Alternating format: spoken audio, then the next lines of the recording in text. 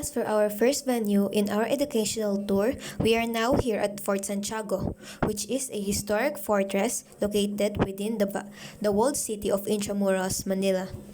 It played a significant role in the country's history during the Spanish colonial period. The fort served various purposes over the years, including as a Spanish military headquarters and later as a prison during World War II. Today, it is a popular tourist attraction and a symbol of our country's struggle for independence. Visitors, just like us, can explore its well preserved ruins, historical exhibits, and the iconic Rizal Shrine, which honors the national hero Dr. Jose Rizal, who was imprisoned here before his execution. And as you can see at the middle of our field, there's a statue of Dr. Jose Rizal.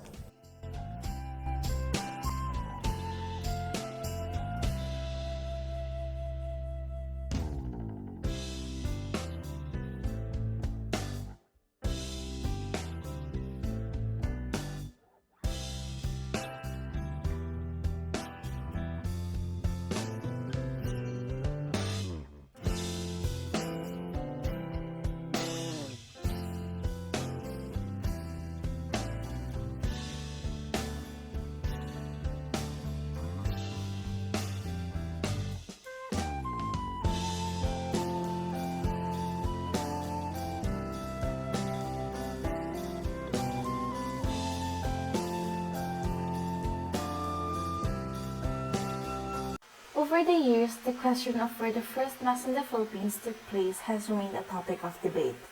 As time has passed, this historical mystery has endured, prompting us to reflect on its origins. To truly understand the roots of this ongoing dispute, we must journey back into history, peeling back the layers of time to unravel the complexities that have shaped our past. Exploring the past is not merely a pursuit of knowledge. It is an endeavor to gain insight into our shared heritage and the diverse narratives that have woven the fabric of our nation.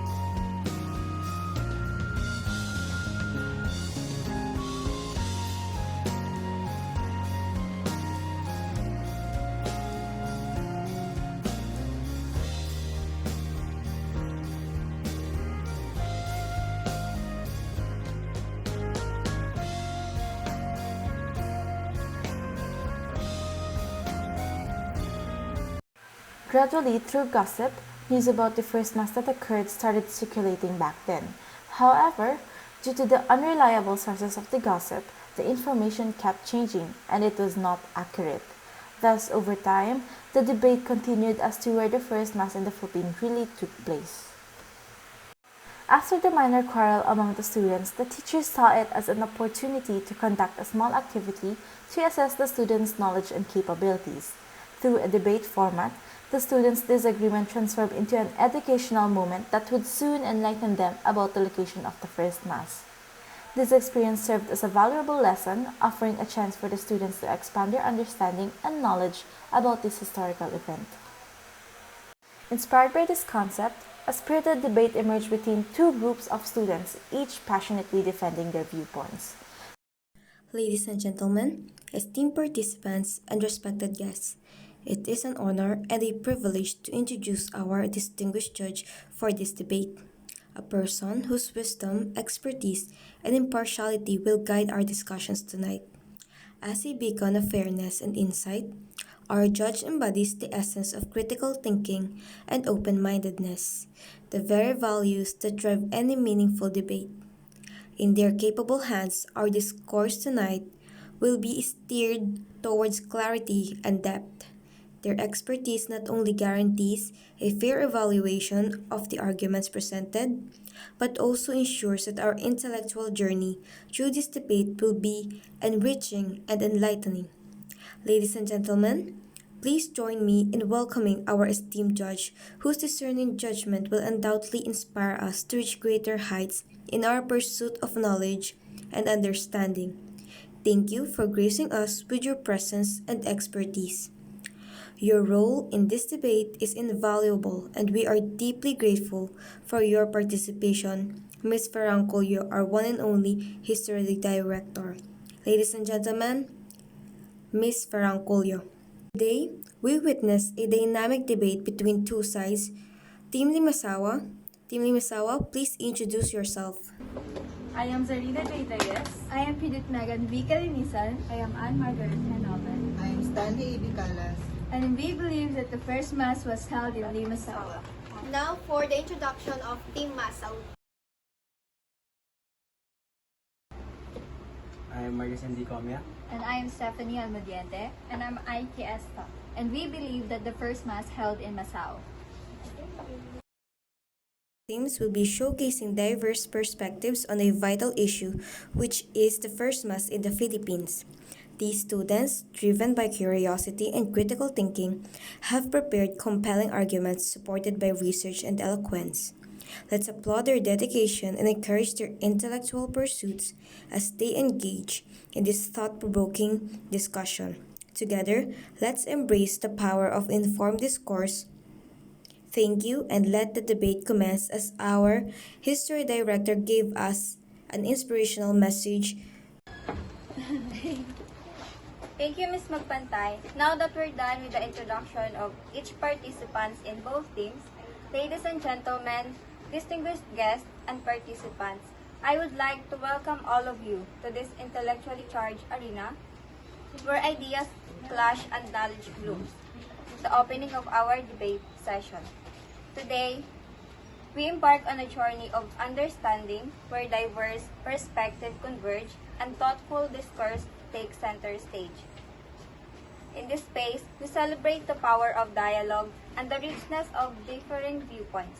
Our debaters, armed with research, passion, and conviction, are to enlighten us.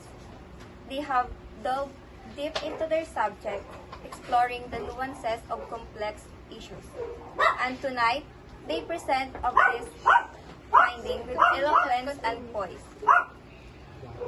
As we commence, let us remember the essence of this endeavor: to learn, to challenge, and to grow. Let us foster an atmosphere of respect and openness, where ideas flow freely and minds are expanded. I urge you all to engage actively, to listen attentively, and to participate thoughtfully. Together, let's elevate this debate into a forum where knowledge is shared, understanding is deepened, and perspectives are broadened. With that, I officially declare this debate session open. Let that exchange of ideas begin.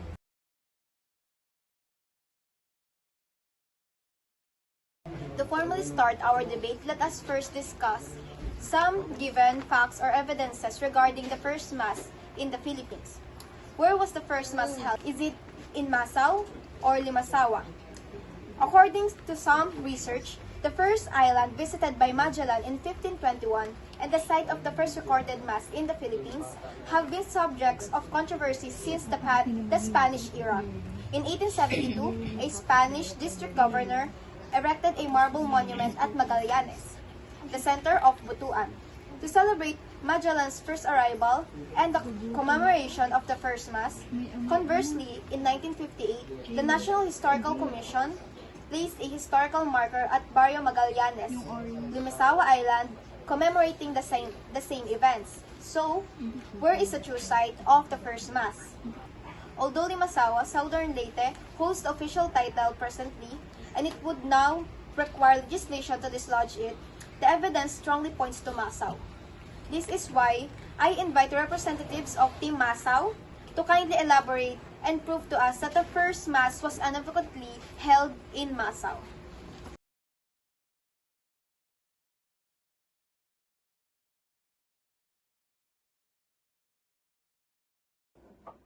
As we stand at the crossroad of history, two names echo through time, Masao and Limasawa, each vying for the prestigious title of the site where Magellan's expedition first made landfall. Allow me to shed light on a critical piece of evidence that leans in favor of Masao. In scrutinizing the primary sources, notably the diary of Antonio Pigafetta, the extinct chronicler of Magellan's voyage, one cannot ignore the discrepancy in names. The place is referred to as Mazawa, a name that linguistically aligns with Masao and not Limasawa.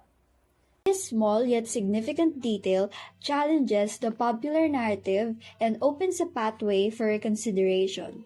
Furthermore, let us not overlook the linguistic aspect of this debate. Mazawa shares the same cadence and phonetic essence with Masao. On the other hand, Limasawa, with its four syllables and distinct initial letter, diverges significantly from the original name found in historical accounts.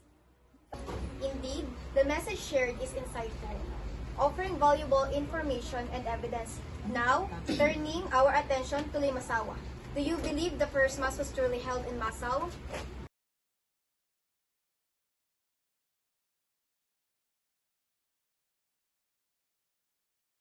No, the assertion that the first Mass in the Philippines occurred on March 31, 1521 in Limasawa, a small island in southern Leyte, is grounded by historical evidence and legislative recognition. The Mass, officiated by Father Pedro D.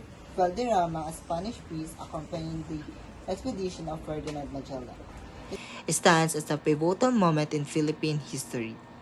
This event was not merely a religious ceremony. It was the inception of Christianity in the Philippine archipelago, a transformation that profoundly shaped the culture and the religious fabric of the nation. The significance of Limasawa as the site of the first Mass was further underscored by a historic legislative act on June 19, 1960. The Philippine Congress, recognizing the historical importance of the events that transpired on Easter Sunday, March 31, 1521, enacted Bill Republic Act number 2733. Momentous decision elevated Limasawa to an official status, declaring it as the place where Ferdinand Magellan celebrated the first recorded Mass in the Philippines. This legislative recognition, echoing through the hallowed halls of governance, solidified Limasawa's indelible place in the annals of the nation's heritage. In this amalgamation of historical accounts and legislative acknowledgement that firmly establishes Limasawa as the site of the first Mass in the Philippines. This recognition serves not only as a testament to the rich tapestry of the nation's past, but also as a beacon guiding our understanding of a profound religious and cultural transformation that took root on the momentous day.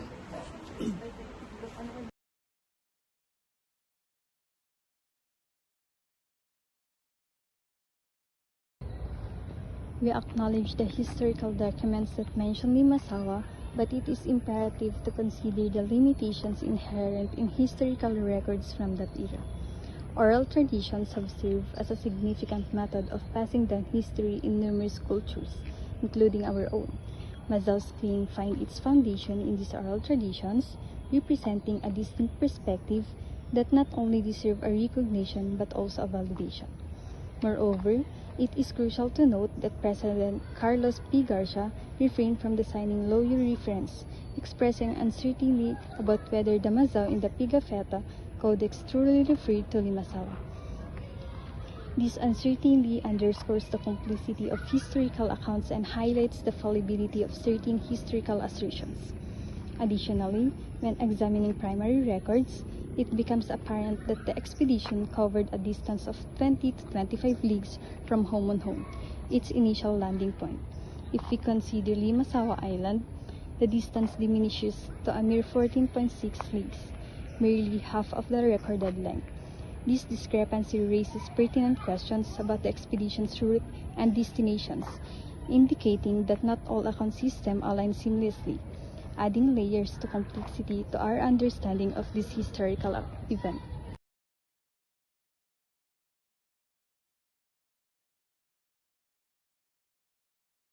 Respecting the oral traditions of Masao is essential in appreciating the diverse historical perspective that enrich our understanding of the past.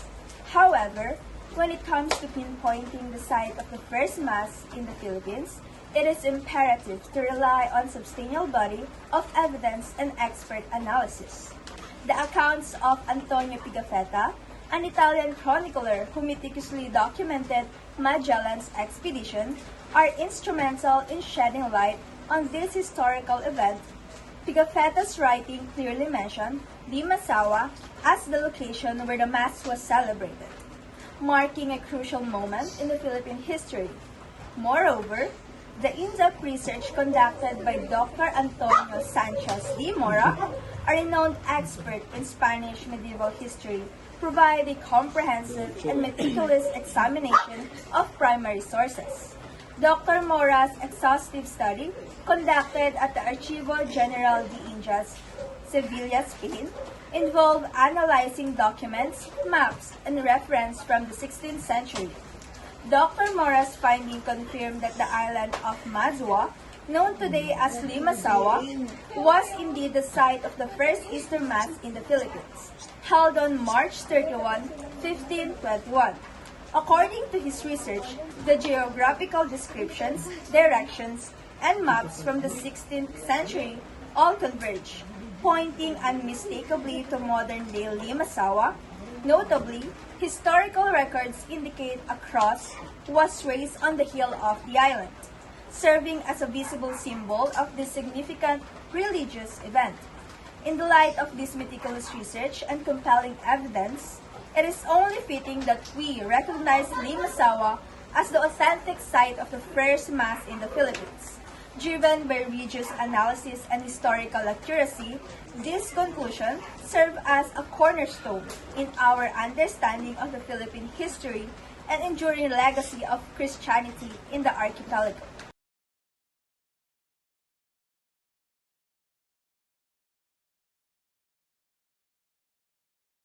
In the realm of historical scholarship, Dr. Sonia M. Saides' research presents a compelling argument in favor of Masao over Limasawa, challenging the established narrative surrounding the first Mass in the Philippines.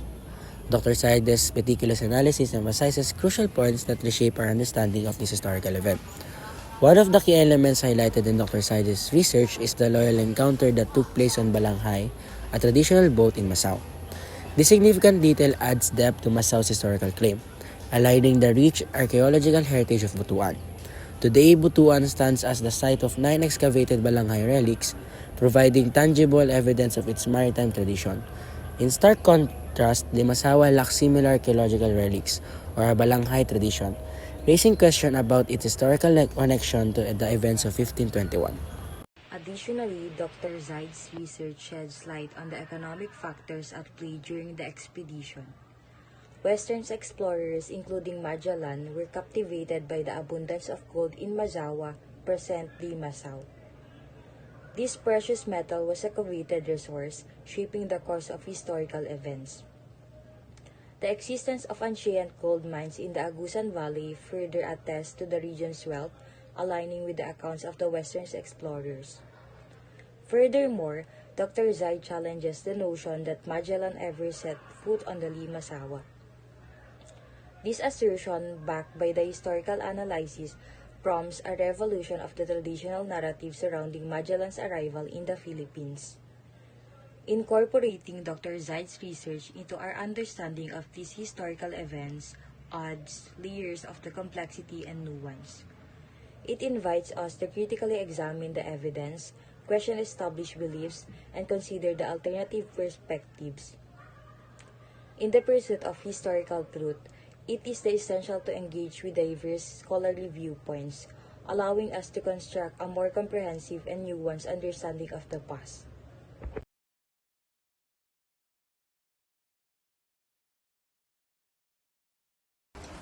While we acknowledge and respect the claims and research presented by the opposing side, it is imperative to consider the weight of reliable historical translation and scholarly analysis that validate the significance of Limasawa as the site of the first Christian Mass held on the Philippine soil.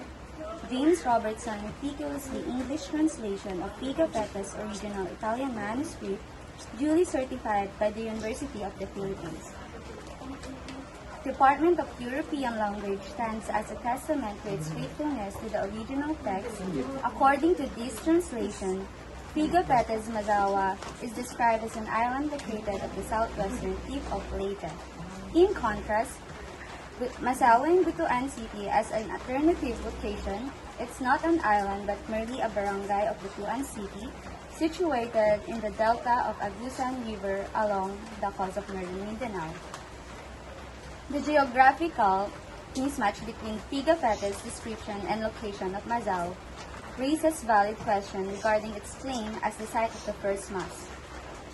Furthermore, the position of Masawa as a meticulously plotted by Pigafetta aligns precisely with that Limasawa. These historical mappings controversies establish the beliefs that Limasawa indeed hold the geographical characteristics described by the chronicler. There were also some researchers that claims Magellan never went to Butuan. In addition to James Robertson's translation, the esteemed scholar of Father Miguel Bernard contributed to discuss in his book The Great Island. He delved into centuries-old controversy surrounding the site of First Mass in the Philippine island. Father Bernard's scholarly essay grounded in meticulous research further substanced the historical significance of Masawa, pointing to the small South Leyte, known as a Limasawa, as recorded by Antonio Pigafetta. According to this meticulous account, the Mass was held on Easter Sunday on an island called Masawa. Two native chieftains, Daraha and Masawa and Butuan, were present at the ceremony. The argument in favor of Limasawa as the birthplace of Roman Catholicism in the Philippines stands on a solid foundation supported by compelling evidence and eyewitness accounts from the very individuals who participated in Magellan's expedition. Contrary to other claims, this tradition is bolstered by several indisputable proofs, which includes Albo's logbook, the meticulous accounts of Pigafetta, and evidence from Legazpi's expedition, lending immense credibility to the assertion. Albo's account, a crucial piece of evidence, does not explicitly mention the location of the first Mass. However, it does describe Magellan planting the cross upon a mountain top from which could be seen three islands to the west and southwest. This distinct geographical detail unmistakably aligns with the topography of Limasawa, where three islands are visible in those exact directions. Notably, this description does not apply to Butuan as no such island configuration exists in those directions. These pieces of evidence carry significant weight due to the credibility of their sources. Albo and Pigafetta, both essential figures in Magellan's expedition, provide eyewitness accounts. Albo, a pilot in Magellan's flagship Trinidad, and Pigafetta, a member of the expedition itself, offer first-hand perspectives, making their narratives invaluable historical resources. Moreover, an article by Rolando A. Borinaga in 2007 further supports the case for Limasawa. The article presents an aerial photograph of the prominent hills depicted in Pigafetta's map, the very location where Magellan and his troops placed the cross, now famously known as Magellan's Cross. This cross, symbolizing the baptism of Raha Humabon, his wife, and his men into Roman Catholicism, is a living testament to the historical event and serves as a popular tourist attraction in Magallanes, Cebu.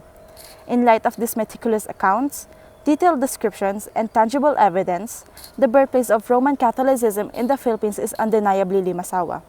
The convergence of historical records, geographical details, and first-hand accounts forms a robust foundation, affirming Limasawa's pivotal role in shaping the religious landscape of the nation. In the rigorous pursuit of historical accuracy, it is imperative to rely on concrete evidences, meticulously researched accounts, and credible sources. Throughout this debate, We have delved into the depths of historical records, examined first-hand narratives, and scrutinized geographical details. In this scholarly exploration, the truth has emerged in unwavering clarity. Limasawa is undeniably the site where the first mass was held in the Philippines. The Butuan tradition once considered a contender crumbled under the weight of historical scrutiny due to its lack of supporting evidences. Historians driven by a commitment to truth systematically debunk the claims associated with Masao, revealing its invalidity. Instead, a more compelling and robust tradition rose to prominence. The Limasawa tradition. The Limasawa tradition, while emerging chronologically after the Butuan narrative, it is fortified by a wealth of evidence. Meticulous research, including accounts from reliable chroniclers like Pegafetta and Alvo, clearly indicates that the first mass in the Philippines took place on Limasawa Island in Visayas on March 31, 1521. This historical event, meticulously documented and corroborated through various sources, solidifies Limasawa's position as the birthplace of Roman Catholicism in the Philippines. End credit scene. In conclusion, Like, the abundance dala ka of ng tayo sa well-supported movie, evidence, including Takbo lang kayo. historical records, personal accounts, Nakita ba ako? detailed geographical description, leaves no room for doubt. Limasawa stands as the definitive location where the first mass was celebrated in the Philippines. While alternative narratives may have surveyed the meticulous analysis of historical data, quite unevocally to Limasawa. In the spirit intellectual integrity of scholarly pursuit, it is only fitting to affirm Limasawa as the authentic site of this significant event, marking a pivotal moment in Philippine history. The debate concludes with this resounding truth. Limasawa is indeed where the first mass was held, and Masao stands invalidated as a contender in this historical narrative.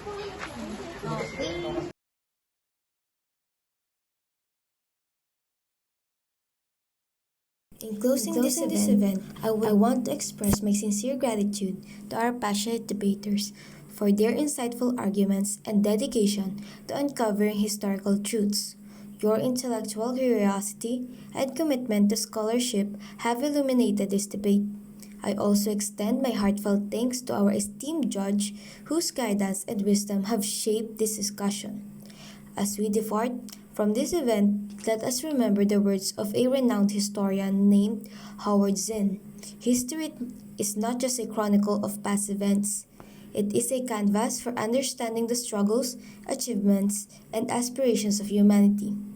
Thank you all for your invaluable contributions to our exploration of the past.